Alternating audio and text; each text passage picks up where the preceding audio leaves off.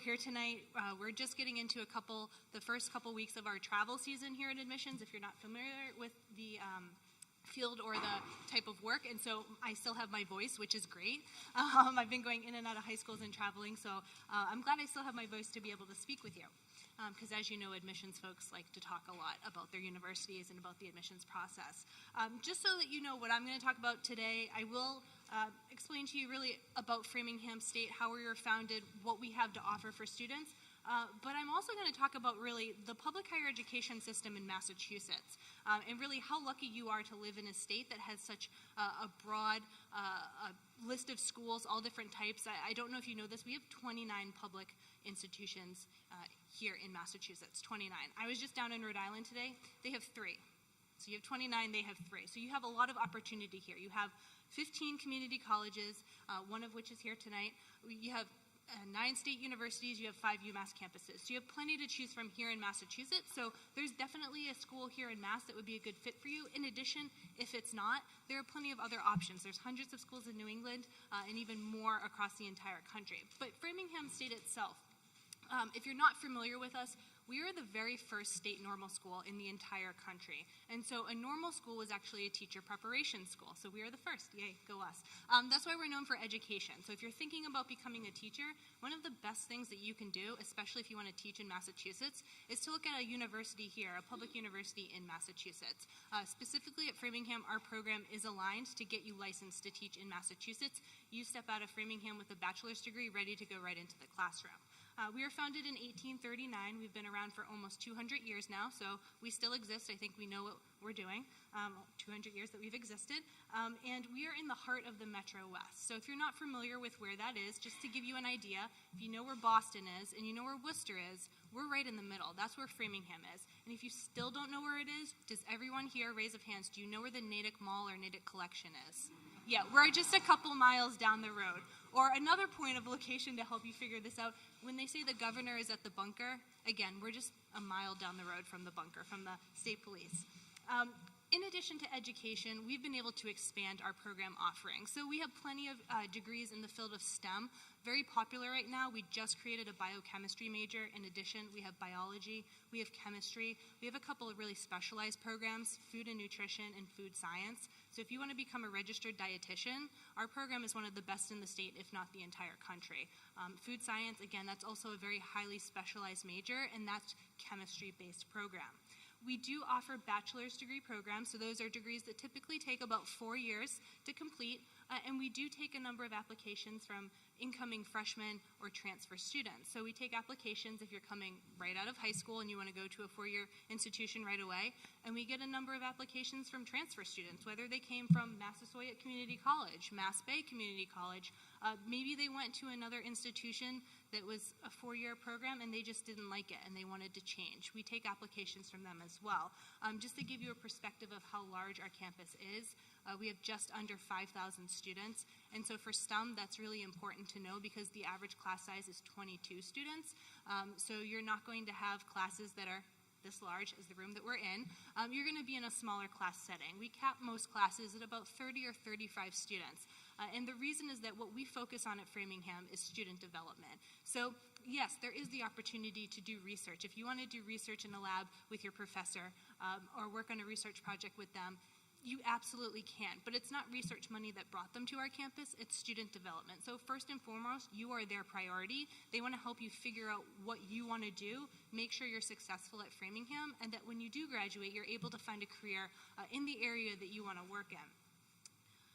In addition, did anyone take snacks in the back there? I'm going to end with a joke. I'll tell you I'm going to end with a joke, but did anyone get a snack back there on the table, a chocolate chip cookie? Yeah? Does anyone know what the importance of the chocolate chip cookie in Framingham State is? Anyone? No? Yeah, one of our grads, she graduated in 1924. Her name was Ruth Wakefield. She invented the chocolate chip cookie. So in addition to getting a chocolate chip cookie here, if you do come tour our campus, you'll get a real chocolate chip cookie on the day that you come to our campus. We bake them every single morning. We just got, I don't even know what to call it, some cocoa smelling mulch. We have that in our welcome center as well. So it's kind of like Willy Wonka's factory when you walk into our admissions welcome center now. So if you're into chocolate chip cookies and potpourri that smells like chocolate, come visit us. But I also said I was going to talk about the state system as a whole. That helps me fill up 10 minutes, but it also gives you an idea of maybe some campuses that you didn't know about or things you didn't know about that actually happen here in Massachusetts. So like I said, I give you the breakdown. We've got 29 wonderful campuses all across different spectrums. You've got the community college. Some students need to start there, or some degrees, they are associate degrees, and you don't necessarily need a four-year degree. We've got the state universities, and we have the UMass campuses. So the difference between a state university, which has four-year degrees, and UMass campuses, which have four-year degrees, is really that the state universities can offer up to a master's program. The UMass campuses can offer associates, bachelor's, master's, and PhDs. So unfortunately, we don't have doctoral programs at Framingham, but we do have master's programs. So you can either continue on, or if an older sibling or parent is looking for a graduate degree, we definitely have them.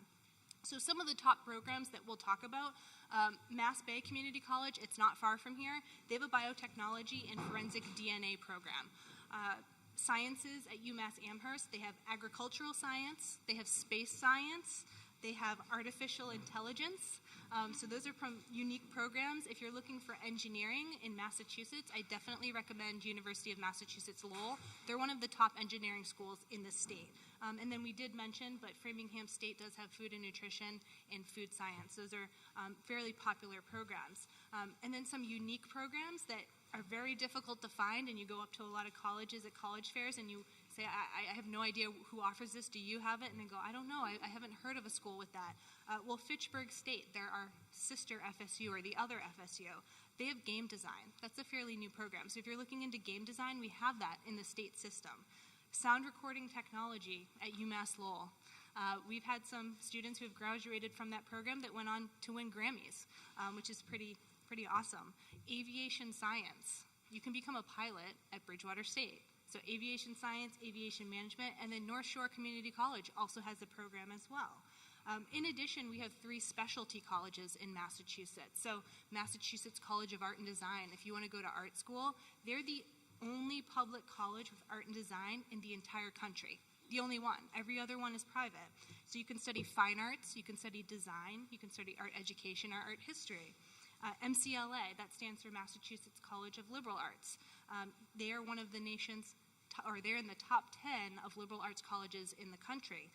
You can study critical thinking, analysis, and you would do that in a small group setting. That's out in Western Mass. Mass Maritime Academy, that's another specialty school. So if you're interested in the maritime-related fields, you want to go into a cadet program, you can study marine transportation operations, facilities engineering, emergency management. So if those are areas that you'd like to go in, they're down the Cape. In addition to that, just all the awesome things we have in the state that you're learning about right now, we do have internship programs at some of our universities as well. So at Framingham, we have an Entrepreneurial Innovation Center. It's right across the street from our campus, and students work with local business owners to try to start up companies. They can have paid or unpaid internships, and it's only Framingham State students that have the opportunity to work there. So they're not competing with students from other colleges. At UMass Boston, they have an internship program with the National Park Service, so you could intern at the Cape Cod National Seashore or in the Boston Harbor Islands. And a number of different universities all have programs. I'm just highlighting a few of the different ones that are fairly unique. In addition to that, we do have some notable alumni. So you say the state system sounds great, but what do they do when they graduate? So we're just going to mention a few. You'll probably, if you don't know them, you'll know the things that they've done. Rich Miner, he was the co-founder of Android, so the mobile services, Android. He is a triple alum of UMass Lowell. So he got his bachelor's, master's, and his PhD there. Tracy Chimo, anyone watch Orange is the New Black? She was on there. She's an actress, and she's still going strong. I don't think she's on the show anymore, but she has some other roles that she's been in. She got her BFA from Salem State University back in 2001.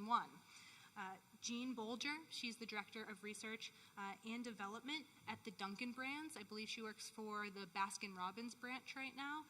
She graduated from Framingham State. We talked about Ruth Wakefield, another Framingham State alum. Does anyone watch Project Runway? Are you watching the current season? No? Yes? No? Okay, well, if you're interested in fashion design, we actually have 2 Framingham State alum that are on this season. I have to catch up because I've been on the road and I'm really excited.